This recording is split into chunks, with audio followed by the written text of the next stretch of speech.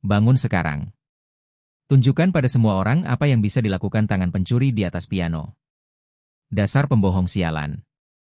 Akan kupatahkan jarimu karena ini. 100 siswa menoleh untuk menatap. 200 orang tua membeku di tribun. Seorang anak laki-laki berusia 12 tahun dengan blazer usang perlahan bangkit dari tempat duduknya. Ku bilang minggir. Kecuali kau terlalu takut untuk mempermalukan diri sendiri di depan orang sungguhan. Preston Hayes berjalan menuju panggung. Sepatunya diikat dengan selotip. Tangannya sedikit gemetar di sampingnya, tetapi suaranya tidak bergetar. Saya akan bermain, Pak. Whitmore menyeringai. Penonton memperhatikan. Di suatu tempat di tribun, seorang wanita tua menggenggam tangannya dan menutup matanya. Tidak seorang pun di ruangan itu tahu apa yang akan terjadi. Pernahkah Anda dipaksa untuk membuktikan nilai Anda kepada orang-orang yang sudah memutuskan bahwa Anda bukan siapa-siapa? Greystone Gardens.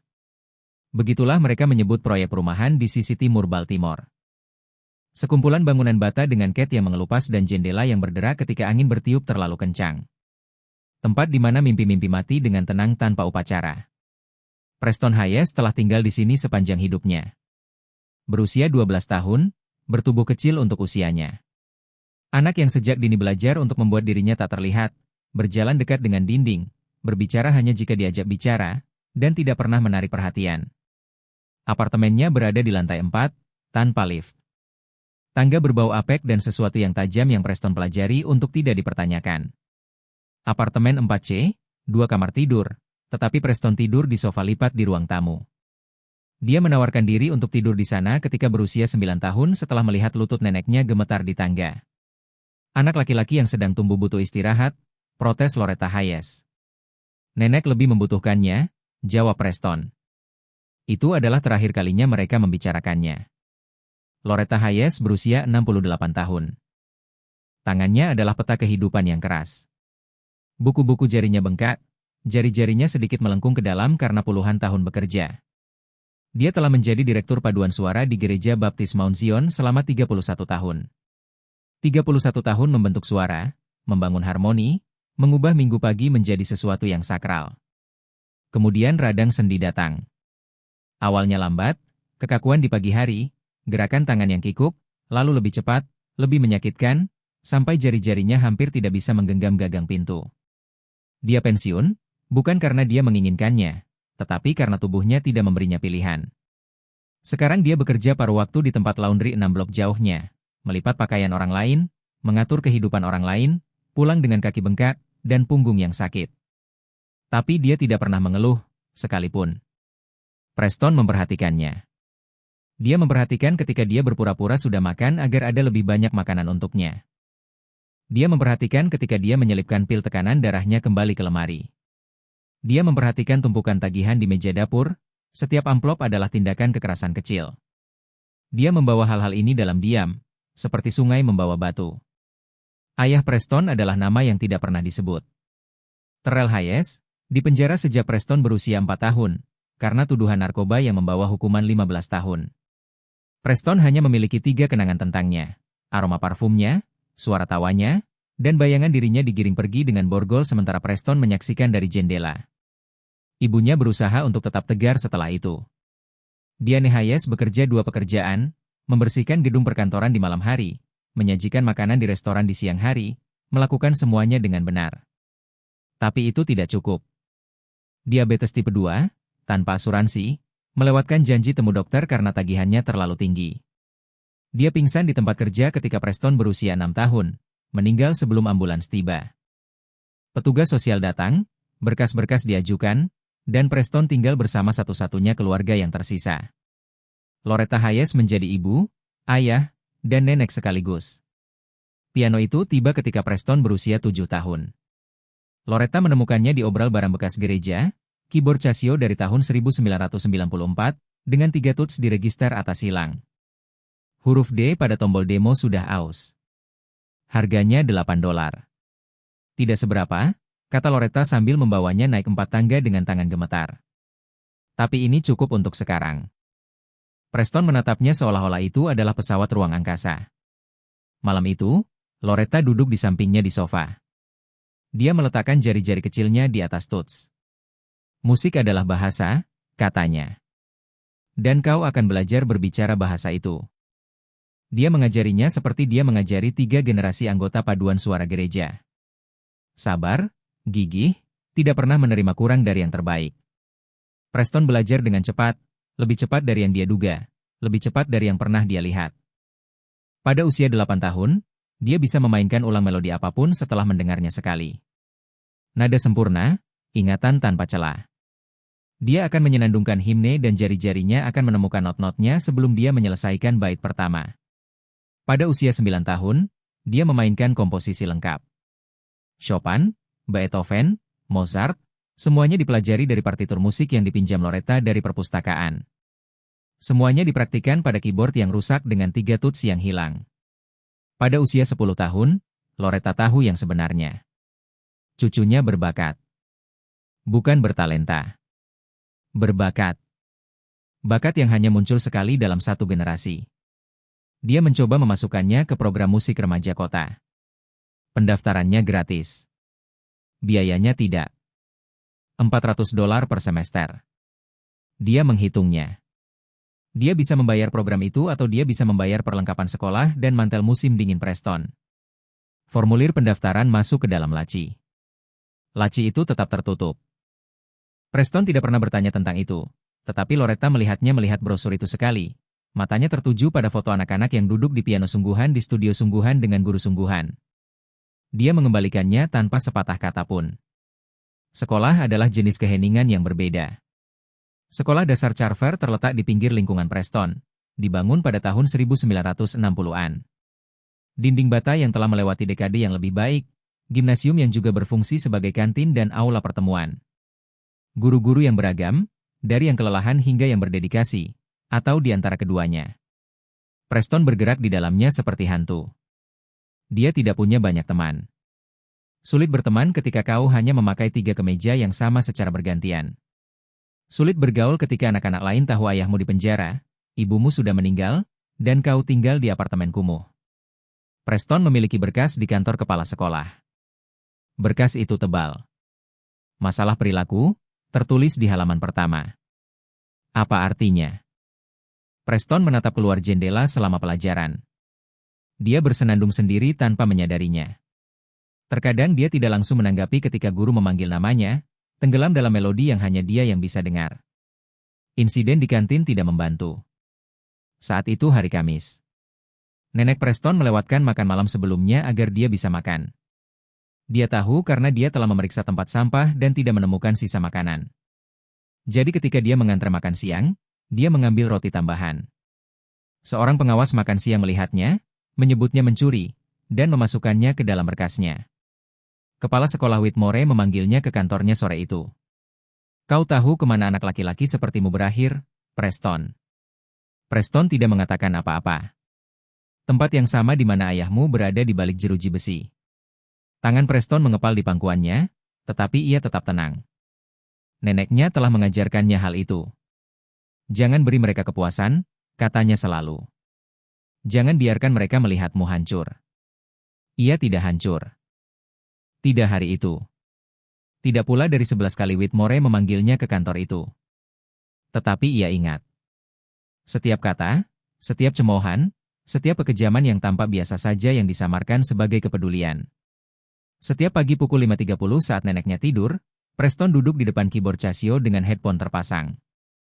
Ia berlatih tangga nada, arpeggio, iuda, karya-karya yang seharusnya dimainkan di ruang konser, tetapi dimainkan dengan instrumen yang seharusnya dibuang ke tempat sampah. Ketika Preston bermain, ia bukan lagi anak laki-laki kulit hitam miskin dari Gristone Gardens. Ia adalah sesuatu yang lain, sesuatu yang lebih besar, sesuatu yang bebas. Ia hanya membutuhkan orang lain untuk melihatnya. Kepala sekolah Gerald Whitmore tiba di sekolah dasar Carver 9 tahun yang lalu. Ia berasal dari distrik sekolah pinggiran kota. Lorong-lorong yang bersih, buku teks baru, orang tua yang mengendarai SUV, dan menghadiri setiap pertemuan PTA. Ia menerima pekerjaan di Carver karena distrik tersebut menawarkan kenaikan gaji dan janji promosi dalam waktu 5 tahun. Promosi itu tidak pernah datang. Yang ada hanyalah rasa kesal.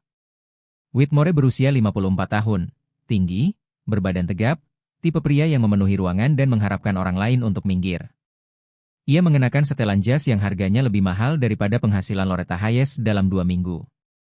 Biru tua, abu-abu gelap, selalu disetrika, selalu sempurna. Kantornya berbau kulit dan parfum. Meja mahoni mendominasi ruangan. Ijazah berjajar di dinding. Foto-foto Whitmore berjabat tangan dengan pejabat distrik. Whitmore menerima penghargaan.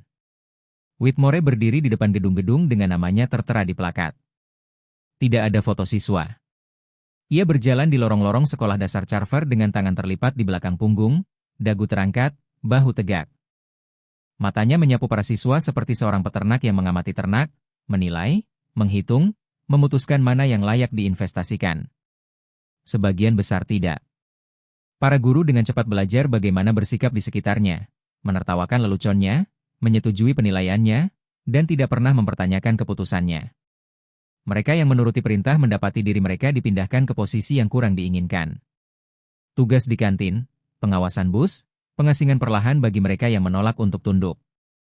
Ibu Evelyn Crawford adalah pengecualian. Ia berusia 71 tahun, satu-satunya guru kulit hitam di staf. Ia telah mengajar musik di Carver selama 4 dekade, jauh sebelum Whitmore datang dengan setelan jasnya yang rapi dan tatapan matanya yang dingin. Ia telah bertahan lebih lama dari 6 kepala sekolah sebelumnya. Ia berencana untuk bertahan lebih lama darinya juga. Whitmore mentolerirnya karena memecatnya akan menimbulkan masalah. Masyarakat menyayanginya. Mantan murid mengiriminya kartu setiap Natal. Ia memiliki koneksi di tingkat distrik. Menyingkirkannya akan menimbulkan keributan, jadi ia mengabaikannya. Ia memotong anggarannya setiap tahun, mengurangi waktu kelasnya, menugaskannya ruang kelas terkecil di gedung itu, sebuah ruang penyimpanan yang diubah tanpa jendela dan pemanas yang rusak. Ibu Crawford tidak pernah mengeluh. Ia hanya menyesuaikan diri, bertahan, terus mengajar, tetapi ia mengamati Whitmore dan ia mengingatnya. Whitmore memiliki filosofi tentang siswa seperti Preston Hayes. Ia tidak pernah mengatakannya dengan lantang di depan umum, tidak pernah menuliskannya, tetapi semua orang tahu. Beberapa anak dilahirkan untuk sukses. Mereka memiliki keluarga yang stabil, orang tua yang terlibat, dan sumber daya. Anak-anak ini layak mendapatkan investasi. Mereka akan menjadi dokter, pengacara, dan pemilik bisnis. Mereka akan memberikan citra yang baik bagi sekolah, bagi dirinya sendiri. Anak-anak lain dilahirkan hanya untuk statistik, keluarga yang berantakan, ayah yang tidak hadir, ibu yang bekerja terlalu banyak atau tidak sama sekali. Anak-anak ini akan menjadi putus sekolah, pecandu, narapidana. Angka-angkanya jelas. Hasilnya dapat diprediksi. Mengapa membuang sumber daya untuk kegagalan yang sudah ditentukan? Preston Hayes memiliki berkas yang menunjukkan kegagalan yang sudah ditentukan. Ayah di penjara, ibu meninggal. Tinggal bersama nenek yang sudah lanjut usia dengan penghasilan tetap, masalah perilaku. Tertangkap mencuri dari kantin. Whitmore melihat berkas itu dan melihat calon narapidana. Dia memastikan Preston mengetahuinya. 11 kali kunjungan ke kantor kepala sekolah dalam 1 tahun ajaran. Setiap kali, Whitmore akan membiarkan Preston duduk di kursi plastik keras. Membiarkannya menunggu. Membiarkan keheningan itu berlarut-larut hingga menjadi semacam hukuman tersendiri. Kemudian pelajaran akan dimulai. Kau tahu berapa tingkat residivisme untuk anak laki-laki sepertimu, Preston? Preston tidak akan menjawab. Dia tidak pernah melakukannya. 67%. Itu berarti 2 dari 3 anak laki-laki dari latar belakangmu akhirnya kembali ke tempat ayah mereka berada. Whitmore akan mencondongkan tubuh ke depan, merendahkan suaranya, membuatnya terdengar seperti keprihatinan. Aku mencoba membantumu, nak. Aku mencoba mempersiapkanmu untuk kenyataan. Preston akan menatap sebuah titik di dinding. Wajahnya kosong, tangannya diam. Dia tidak pernah memberi Whitmore kepuasan berupa reaksi. Ini membuat kepala sekolah lebih marah daripada pembangkangan sekalipun. 2 minggu sebelum pertemuan musim semi, sesuatu berubah. Ibu Crawford mengajukan nama Preston untuk slot penampilan musik. Dia menyertakan catatan yang menggambarkan kemampuannya, bakat alaminya, potensinya. Whitmore menolaknya tanpa membaca lebih dari baris pertama. Ketika Ibu Crawford bertanya mengapa, dia tidak berusaha menyembunyikan rasa jijiknya. Kita menampilkan yang terbaik, Evelyn, bukan kasus amal kita. Mata Ibu Crawford menjadi dingin, tetapi dia tidak mengatakan apapun. Belum. Slot penampilan itu diberikan kepada Harrison Bellows, putra ketua PTA Cynthia Bellows. Harrison telah mengambil les piano privat selama 3 tahun. Ia mahir secara teknis, hampa secara emosional, tipe pemain yang memainkan setiap nada dengan benar tetapi tidak menyentuh hati siapapun. Namun ibunya menyumbang dengan murah hati untuk acara sekolah. Ayahnya bermain golf dengan para pejabat distrik. Harrison Bellows akan tampil di acara pertemuan musim semi. Preston Hayes akan menonton dari lantai bersama siswa lainnya. Itulah rencananya, tetapi rencana seringkali berubah, dan Gerald Whitmore akan membuat kesalahan terbesar dalam karirnya. Pertemuan musim semi adalah acara terbesar tahun ajaran. Orang tua mengambil cuti kerja. Kakek nenek datang dari seberang kota. Para pejabat distrik hadir untuk mengevaluasi kemajuan sekolah. Berita lokal terkadang mengirimkan kru kamera. Bagi kepala sekolah Whitmore, itu adalah sebuah pertunjukan. Pertunjukannya. Gimnasium telah diubah. Kursi lipat disusun dalam barisan yang sempurna. Panggung dibangun dari anak tangga kayu. Spanduk yang merayakan prestasi siswa tergantung di dinding. Semuanya dipoles. Semuanya terkendali. 300 siswa duduk bersila di lantai kayu. 200 orang tua dan anggota masyarakat memenuhi tribun. Di dekat bagian depan, kepala sekolah Diana Holloway duduk dengan buku catatan di pangkuannya. Kehadirannya membuat Whitmore berdiri sedikit lebih tegak, tersenyum sedikit lebih lebar. Loretta Hayes duduk di sudut belakang tribun. Dia mengambil cuti setengah hari dari tempat laundry untuk hadir di sini, kehilangan upah yang tidak mampu dia tanggung. Tetapi Preston telah menyebutkan acara tersebut 3 kali minggu itu, dan dia tahu apa artinya. Itu penting baginya, jadi itu penting baginya juga. Dia mengenakan gaun hari minggunya, yang berwarna biru dengan kancing putih, yang dia simpan untuk gereja dan pemakaman. Preston duduk di lantai gimnasium bersama teman-teman sekelasnya. Dia bisa merasakan kehadiran neneknya di belakangnya seperti tangan hangat di bahunya. Acara dimulai. Whitmore membuka dengan pidato tentang keunggulan, tentang standar, tentang masa depan cerah yang menanti siswa yang bekerja keras dan mengikuti aturan. Preston berhenti mendengarkan setelah menit pertama. Kemudian datanglah penampilan. Sekelompok siswa kelas 5 menyanyikan lagu tentang persahabatan. Kelas sains mempresentasikan proyek tentang daur ulang. Tim pemandu sorak menampilkan rutinitas yang telah mereka latih selama berbulan-bulan. Tepuk tangan sopan setelah setiap penampilan. Orang tua merekam dengan ponsel mereka. Semuanya berjalan sesuai rencana.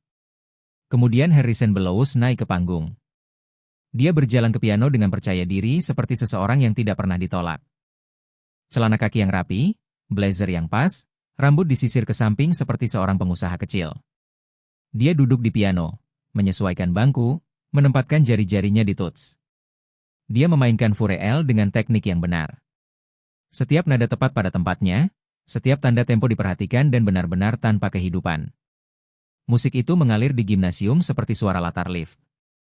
Menyenangkan, mudah dilupakan, hampa. Ketika dia selesai, penonton bertepuk tangan.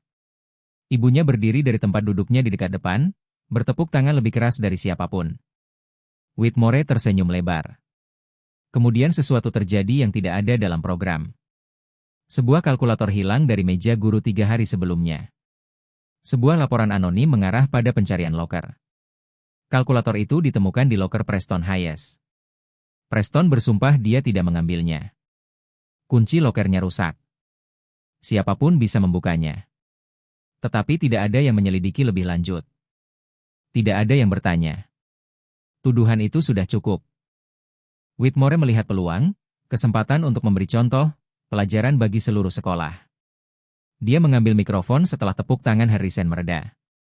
Sebelum kita melanjutkan, katanya, saya ingin meluangkan waktu sejenak untuk berbicara tentang sesuatu yang penting. Sesuatu yang disebut akuntabilitas. Aula olahraga menjadi hening.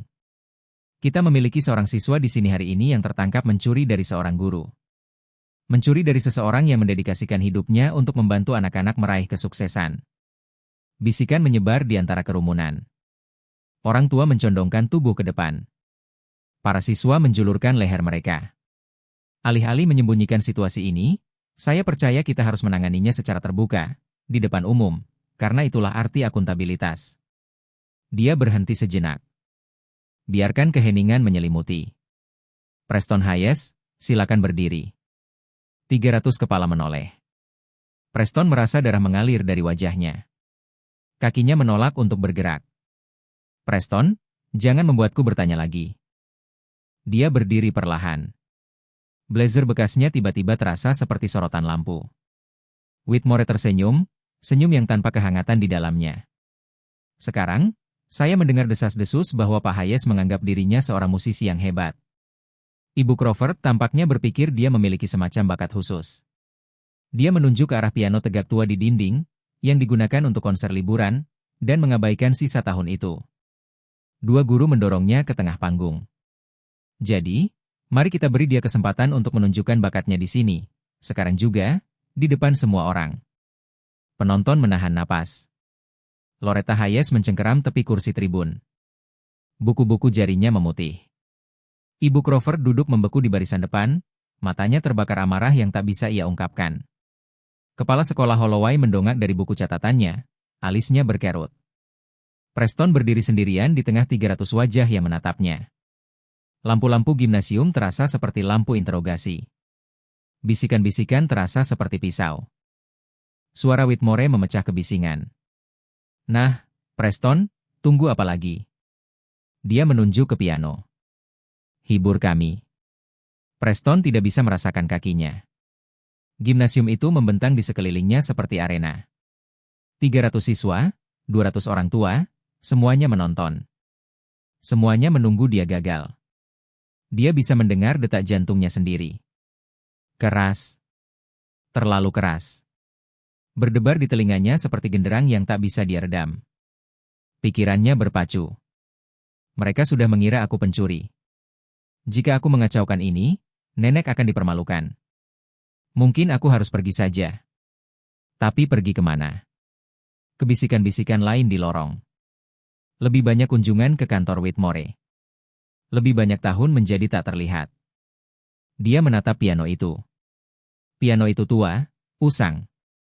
Kayunya tergores dan pudar. Beberapa tutsnya menguning karena usia. Itu mengingatkannya pada Casio di rumah.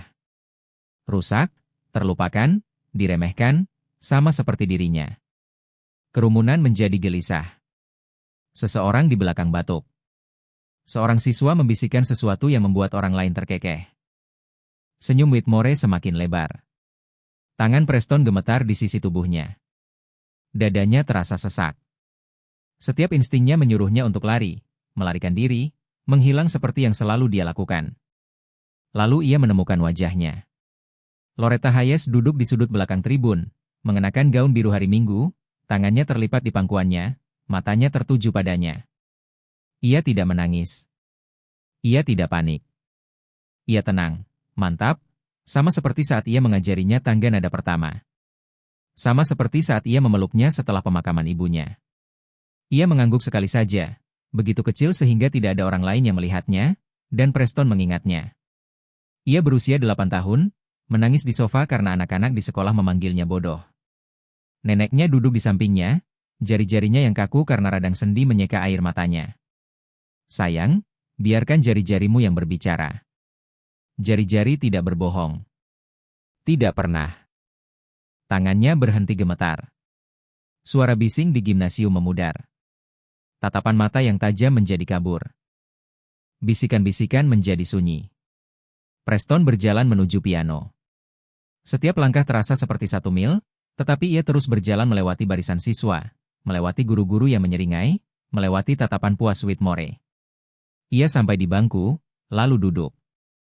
Kayu itu terasa dingin di bawahnya. Ia meletakkan tangannya di atas tuts, gading dan eboni, yang telah aus karena puluhan tahun digunakan. Aula olahraga menahan napas.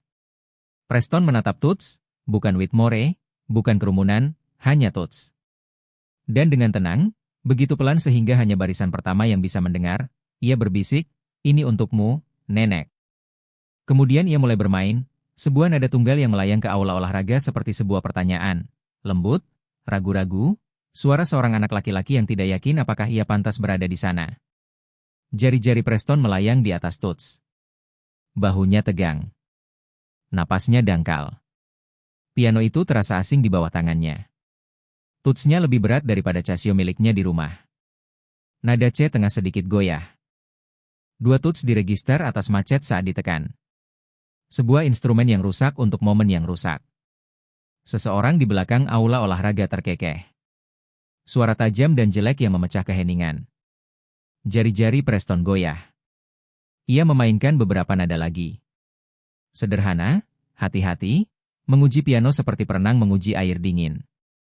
Kepala sekolah Whitmore menyilangkan tangannya. Senyumnya semakin lebar. Inilah yang dia harapkan. Seorang anak miskin dari Gristone Gardens meraba-raba di panggung yang tidak pantas untuknya. Sebuah pelajaran bagi semua orang yang menonton. Sebuah pengingat akan tatanan alamiah. Lebih banyak cemoohan dari para siswa. Bisikan dari para orang tua. Hanya itu. Kukira dia seharusnya bagus. Ini menyakitkan untuk ditonton. Seorang anak laki-laki di baris kedua menyikut temannya. Adik perempuanku bermain lebih baik dari itu. Tawa bergemuruh di antara kerumunan. Dada Whitmore membusung. Dia melirik kepala sekolah Holloway, berharap dia memperhatikan.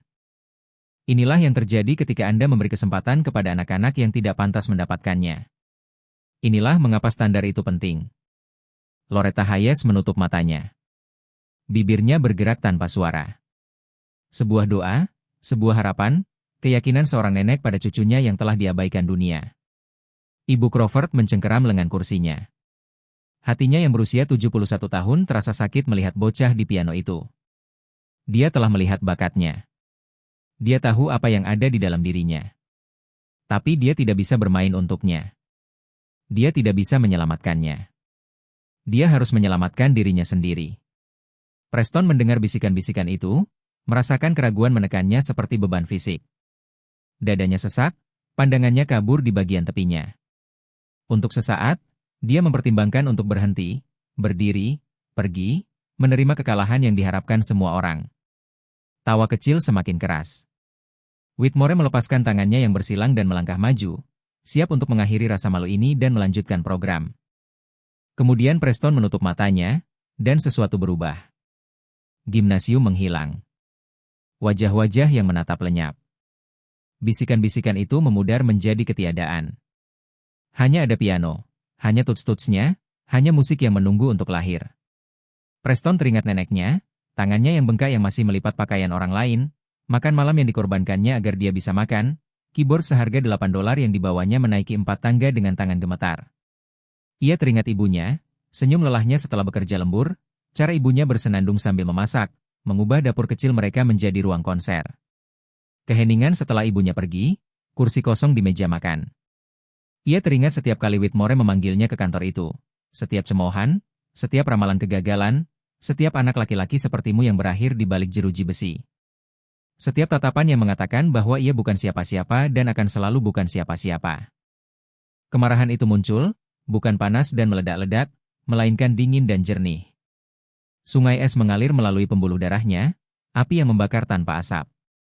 Jari-jarinya menemukan tuts, dan ia mulai bermain sungguh-sungguh. Karya itu adalah balat nomor 1 karya Chopin dalam G minor, salah satu karya yang paling menuntut secara teknis dalam seluruh repertoar piano, sebuah komposisi yang dipraktikkan oleh pianis profesional selama bertahun-tahun sebelum dicoba di depan umum. Sebuah karya yang membutuhkan bukan hanya keterampilan, bukan hanya teknik, tetapi juga jiwa. Jiwa yang mentah dan tak tergoyahkan. Preston mempelajarinya dari partitur yang dipinjam dari Perpustakaan Umum Baltimore. Ia berlatih pada pukul 5.30 pagi di Casio yang rusak dengan 3 tuts yang hilang. Ia memainkannya ribuan kali dalam pikirannya sambil duduk di kantor Whitmore, menatap dinding, menolak untuk menyerah. Sekarang ia memainkannya secara nyata di piano sungguhan di depan semua orang yang pernah meragukannya. Melodi pembuka terbentang seperti asap yang naik dari abu. Lembut, menghantui, sebuah pertanyaan yang diajukan di saat paling gelap di malam hari. Tawa kecil berhenti. Bisikan-bisikan mereda. Gimnasium menjadi sunyi senyap. Jari-jari Preston bergerak di atas tuts dengan kepercayaan diri yang semakin meningkat. Nada-nada mengalir dari suatu tempat yang dalam di dalam dirinya. Bukan dari ingatan, bukan dari latihan, tetapi dari sesuatu yang lebih tua, sesuatu yang lebih benar, sesuatu yang telah menunggu sepanjang hidupnya untuk momen ini. Musik itu menceritakan sebuah kisah. Ia berbicara tentang kehilangan, tentang kerinduan, tentang seorang anak laki-laki yang tumbuh terlalu cepat di dunia yang tidak memberinya apapun. Ia berbicara tentang napas terakhir ibunya di rumah sakit yang tidak mampu ia kunjungi. Borgol ayahnya berkilauan di bawah sinar matahari pagi. Doa-doa neneknya yang dibisikkan dalam kegelapan ketika ia mengira ia sedang tidur. Ia berbicara tentang rasa sakit, tetapi bukan hanya rasa sakit. Itu berbicara tentang pembangkangan. Melodinya semakin kuat, semakin mendesak, semakin hidup. Para orang tua yang tadinya memeriksa ponsel mereka mendongak, melupakan layar mereka. Para guru yang tadinya bersandar di dinding mendorong diri mereka ke depan, tertarik oleh sesuatu yang tidak dapat mereka sebutkan. Para siswa yang tadinya berbisik terdiam dan menatap dengan mata lebar. Sesuatu sedang terjadi, sesuatu yang tidak mereka duga, sesuatu yang tidak sesuai dengan kategori rapi dari asumsi mereka. Tangan Ibu Crawford terangkat ke mulutnya. Air mata mengalir di pipinya yang keriput, mengukir sungai di antara kekuatan selama puluhan tahun. 40 tahun mengajar musik. 40 tahun mencari bakat seperti ini. 40 tahun berharap untuk menyaksikan apa yang sedang dia saksikan sekarang. Dan inilah dia. Duduk di piano usang, mengenakan blazer bekas, memainkan Chopin seolah-olah dia dilahirkan untuk itu. Balada itu semakin intens. Preston memasuki bagian tengah. Tempo berubah seperti perubahan cuaca. Emosi semakin dalam seperti air yang berubah dari sungai menjadi lautan. Tubuhnya mulai bergerak mengikuti musik, bukan untuk pamer, bukan untuk pertunjukan, karena musik menuntutnya. Karena musik itu hidup di dalam dirinya dan perlu keluar. Jari-jarinya melesat di atas tuts, cepat, tepat, tanpa rasa takut. Bagian-bagian yang akan membuat mahasiswa konservatori gemetar, ia mainkan dengan mudah seperti bernapas. Bagian-bagian yang membutuhkan waktu berbulan-bulan bagi para profesional untuk menguasainya, ia mainkan dengan sempurna. Setiap nada jernih. Setiap frasa dibentuk dengan insting yang tidak bisa diajarkan. Piano itu merespons, meskipun tua dan terabaikan, seolah terbangun dari tidur panjangnya, untuk mengingat tujuan pembuatannya, untuk mengingat tangan para maestro yang pernah memainkan pendahulunya. Nada-nada terdengar jernih dan benar, memenuhi gimnasium dengan suara yang tidak diharapkan siapapun dari sebuah instrumen yang telah didorong ke dinding dan dilupakan. Musik menggelegar.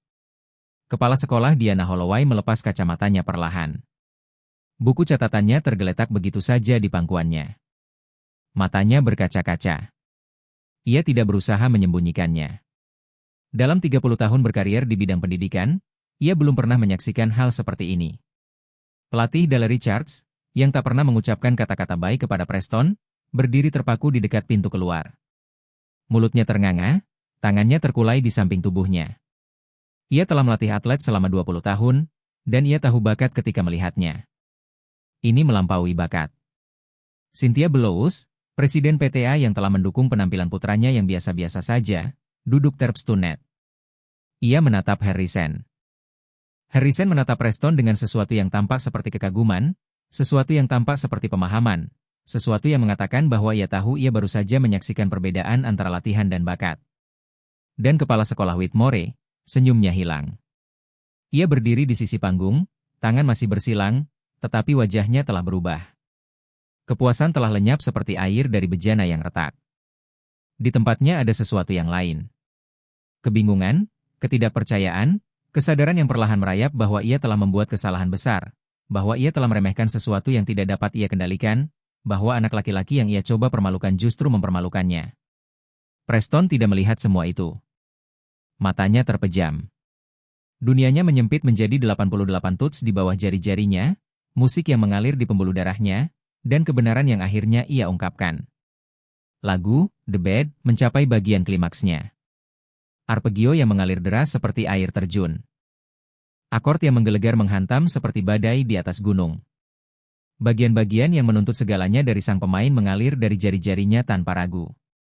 Kecemerlangan teknis dan kedalaman emosional terjalin bersama dalam permadani suara yang memenuhi setiap sudut gimnasium. Jari-jari Preston bergerak lebih cepat daripada yang tampaknya mungkin dilakukan manusia. Musik itu mengembang dan menghantam seperti ombak di pantai. Ia menjerit dan berbisik. Ia mengamuk dan menangis. Ia membangun, melepaskan, dan membangun lagi. Setiap janji yang dilanggar ibunya sebelum meninggal.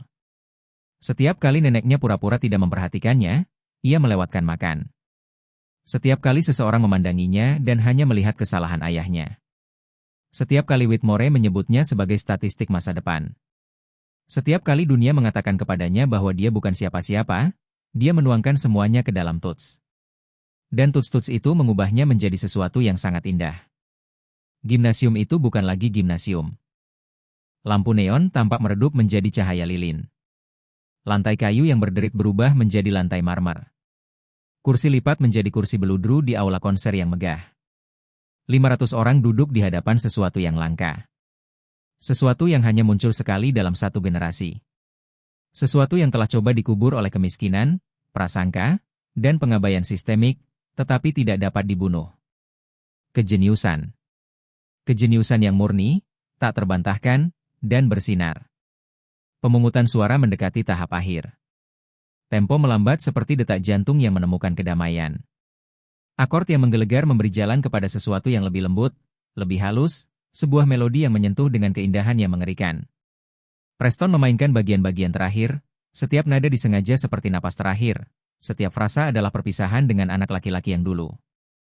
Musik menjadi lebih tenang, lebih lembut, seperti badai yang berlalu di cakrawala, seperti luka yang mulai sembuh, seperti pengampunan yang ditawarkan tanpa kata-kata.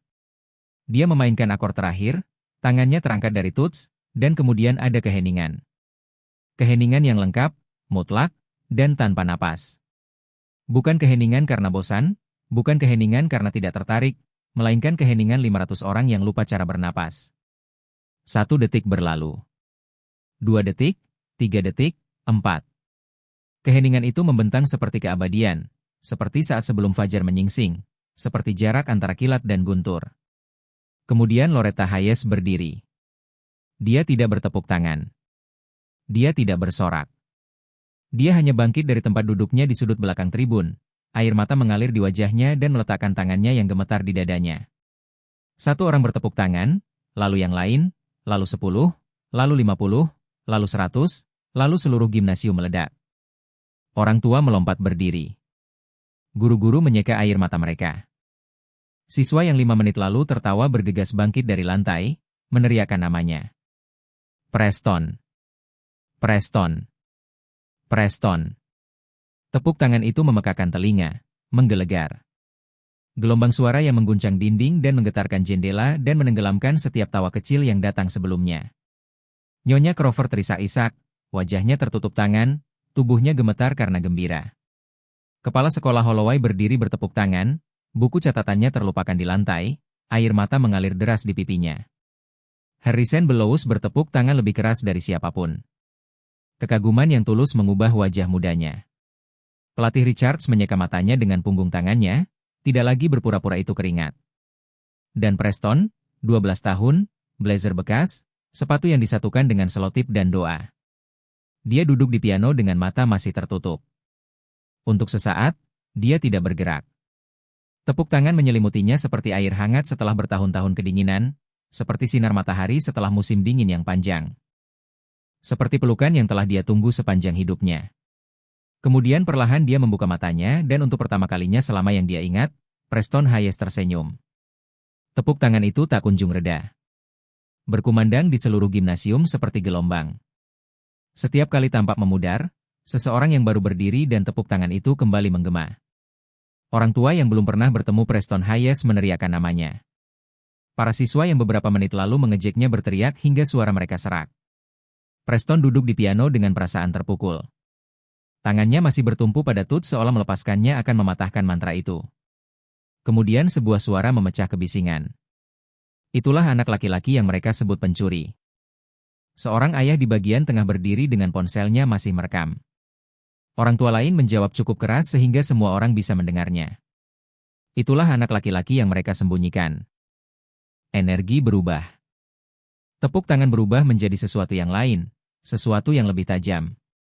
Kegembiraan penonton bercampur dengan kemarahan. Bukan pada Preston, tetapi pada sistem yang telah mencoba menguburnya. Bisikan berubah menjadi tuduhan. Mengapa dia tidak ada dalam program? Siapa yang memutuskan dia tidak bisa tampil? Apalagi yang telah mereka bohongi. Mata tertuju pada kepala sekolah Whitmore. Dia berdiri membeku di sisi panggung. Wajahnya pucat, lalu merah, lalu pucat lagi. Lengannya terkulai di sisi tubuhnya, postur tubuhnya yang sempurna telah runtuh. Dia mencari sekutu. Cynthia Bellows tidak mau menatap matanya.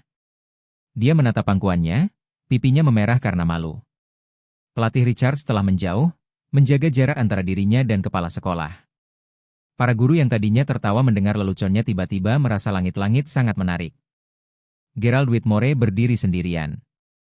Kepala sekolah Diana Holloway bangkit dari kursinya. Aula olahraga menjadi sunyi. Semua orang tahu siapa dia. Semua orang mengerti bahwa kehadirannya berarti kekuasaan. Kekuasaan nyata. Kekuasaan yang bisa mengakhiri karir hanya dengan satu tanda tangan. Dia berjalan menuju panggung.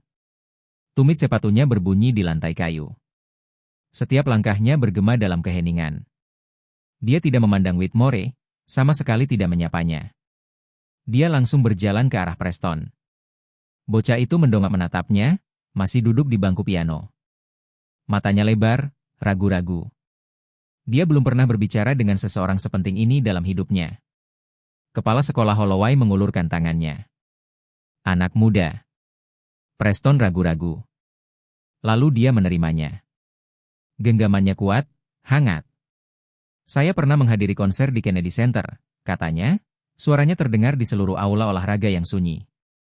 Saya pernah mendengar para profesional memainkan karya itu, para virtuoso dengan pelatihan selama puluhan tahun. Ia berhenti sejenak, membiarkan bobot kata-katanya meresap. Kau baru saja melakukan sesuatu yang belum pernah kulihat dilakukan siapapun. Kau membuat piano itu bernyanyi padahal seharusnya tidak. Ia berbalik menghadap kerumunan. Suaranya meninggi. Inilah yang terjadi ketika kita melihat anak-anak kita. Ketika kita percaya pada mereka, ketika kita memberi mereka panggung alih-alih hukuman.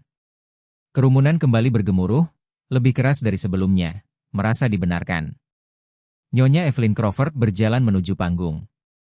Kakinya yang berusia 71 tahun bergerak lebih cepat daripada tahun-tahun sebelumnya. Ia menaiki tangga dan memeluk Preston. Awalnya ia menegang, lalu luluh dalam pelukan itu.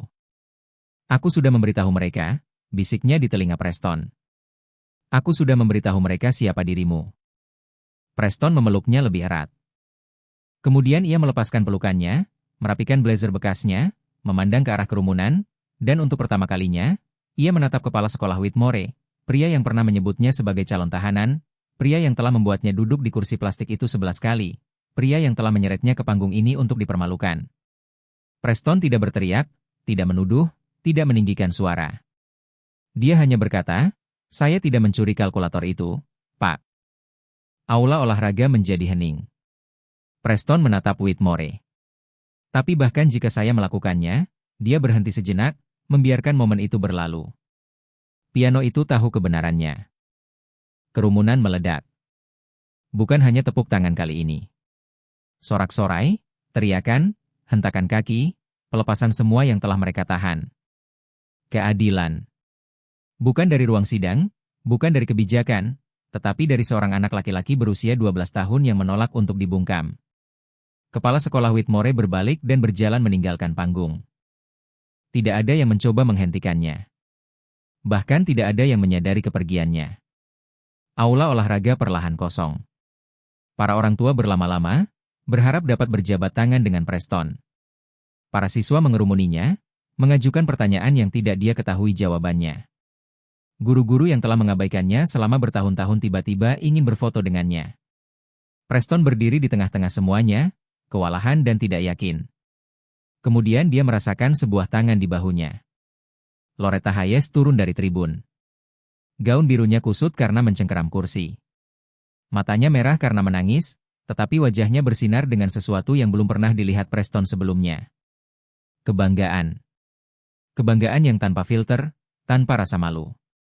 Dia tidak mengatakan apapun.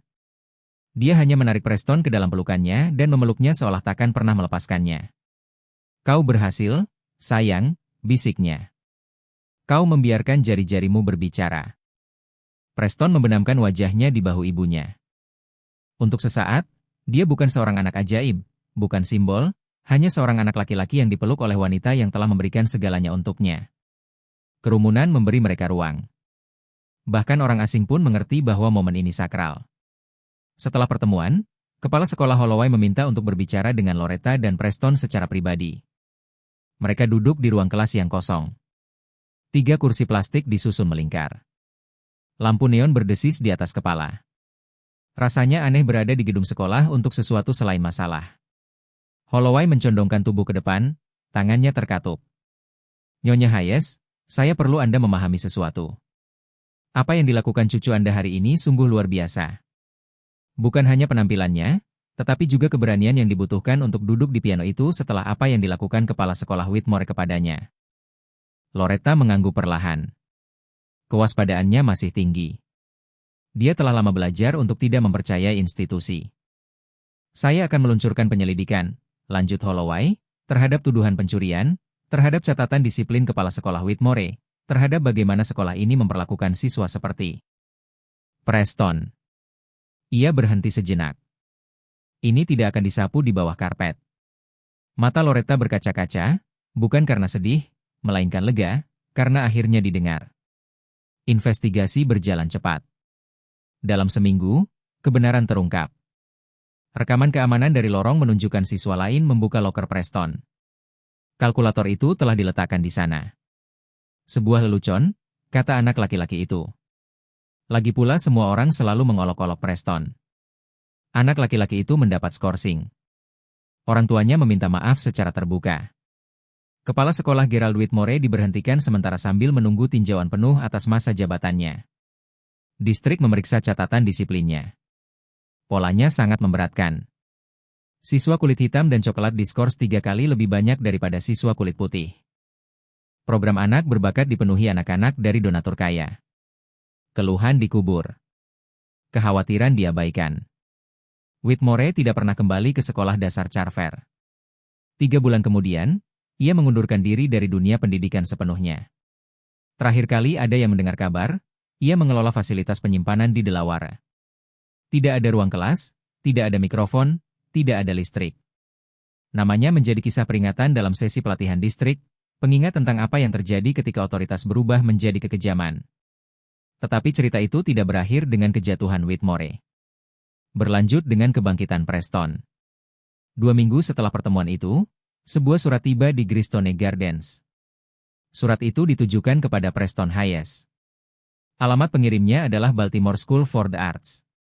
Tangan Loretta gemetar saat menyerahkannya kepada Preston. Preston membukanya perlahan. Membaca baris pertama. Membacanya lagi. Beasiswa penuh, les privat dengan seorang profesor dari Peabody Institute, akses ke piano besar Steinway, kesempatan untuk belajar dengan siswa yang memiliki bakat yang sama dengannya. Semua yang dia impikan, semua yang Loretta doakan. Preston menatap neneknya. Neneknya sudah menangis.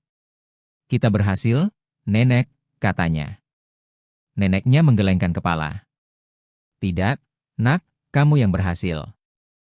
Aku hanya memegang tangga. Video penampilan Preston menyebar dengan cepat. Seorang orang tua mengunggahnya pada malam acara tersebut. Dalam 3 hari, video itu telah ditonton 400.000 kali. Dalam seminggu, lebih dari 1 juta komentar membanjiri dari seluruh dunia. Anak ini jenius. Aku menangis di mejaku sekarang. Seseorang tolong bantu anak ini mendapatkan kontrak rekaman. Sebuah organisasi gereja setempat melihat video tersebut dan memulai penggalangan dana untuk keluarga Hayes. Donasi datang dari orang asing di seluruh negeri. Cukup untuk menutupi biaya pengobatan Loretta selama setahun. Cukup untuk pindah ke apartemen yang lebih besar. Apartemen dengan ruang untuk piano sungguhan. Tetapi uang bukanlah yang membuat Loretta paling menangis. Itu adalah surat-surat, puluhan, lalu ratusan, dari guru dan orang tua dan musisi dan orang-orang yang belum pernah bertemu Preston tetapi merasa seperti mengenalnya. Satu surat datang dari seorang wanita di Chicago, seorang guru musik yang sudah pensiun. Tulisan tangannya gemetar, tetapi kata-katanya jelas. Cucumu mengingatkanku mengapa aku menjadi seorang pendidik. Kupikir dunia telah menghancurkan musik dari kita anak-anak. Dia membuktikan saya salah. Loretta menempelkan surat itu di kulkas. Surat itu tetap di sana selama bertahun-tahun, tepat di sebelah surat penerimaan beasiswa Preston, tepat di sebelah foto Diane Hayes yang tersenyum di dapur tempat dia biasa bersenandung. Sebuah keluarga yang dipersatukan kembali oleh musik. Sebuah warisan yang diteruskan. Masa depan yang akhirnya sesuai dengan mimpi. Dia gugup di hari pertamanya. Lorong-lorongnya lebih lebar daripada sekolah dasar Charver. Para siswa membawa kotak instrumen yang harganya lebih mahal daripada mobil neneknya. Semua orang tampak diterima kecuali dia. Dia berjalan dengan kepala tertunduk. Kebiasaan lama.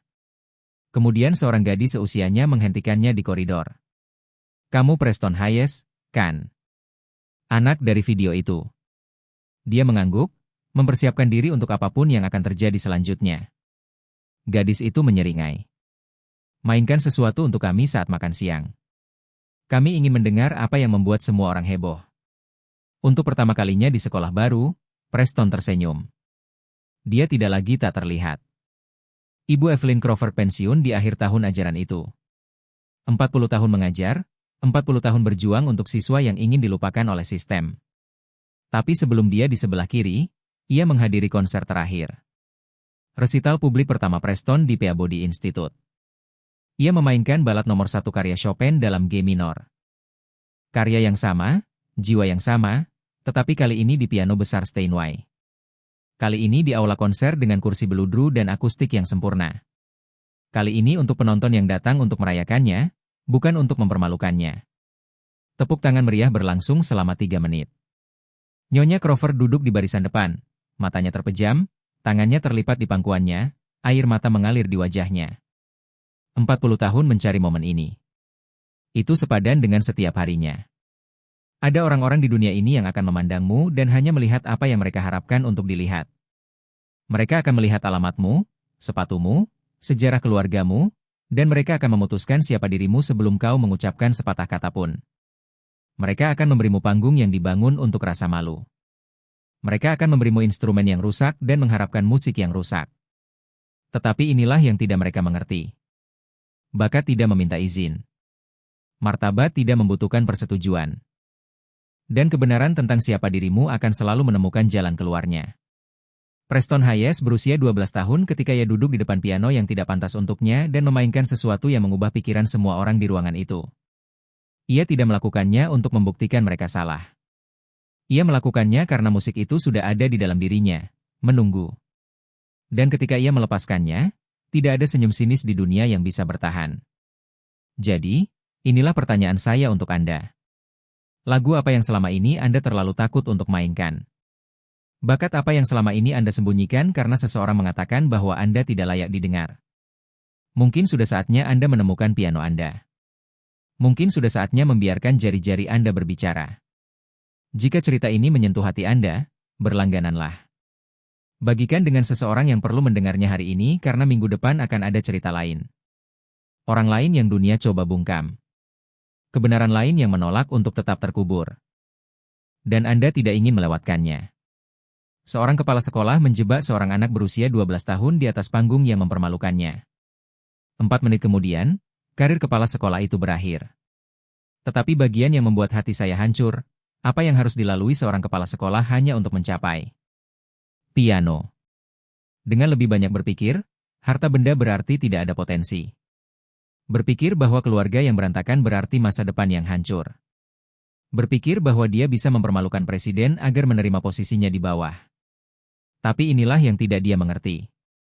Ketika Anda telah kehilangan segalanya, ibu Anda, ayah Anda, harga diri Anda 11 kali di kantor kepala sekolah itu, rasa takut berhenti bekerja. Anda tidak punya apa-apa lagi untuk kehilangan kecuali kebenaran. Presiden tidak memainkan piano untuk membuktikan bahwa dia salah. Dia bermain karena bakat tidak menunggu izin. Karena kejeniusan tidak bertanya apakah Anda cukup kaya untuk pantas mendapatkannya. Inilah yang membuat saya heran. Preston harus menjadi anak ajaib hanya untuk dianggap sebagai manusia. Harus memainkan salah satu karya musik klasik tersulit dengan sempurna hanya untuk membuktikan bahwa dia bukan pencuri. Bagaimana dengan anak-anak yang bukan anak ajaib, yang tidak memiliki momen viral, yang diremehkan dan dibuang sebelum ada yang mendengar kisah mereka? Mereka masih duduk di ruang kelas itu. Masih dikenai biaya berdasarkan kode pos mereka. Masih diberitahu seperti apa masa depan mereka sebelum mereka cukup berani untuk memilih. Bagikan jika Anda percaya, percayalah. Setiap anak berhak didengar. Komentari hadiah apa yang pernah dikatakan tidak pantas Anda dapatkan. Berlangganan untuk kisah-kisah lain yang membuktikan potensi kehidupan di mana-mana. Jika Anda cukup berani untuk melihat apa yang diajarkan Nenek Preston kepadanya, biarkan jari-jari Anda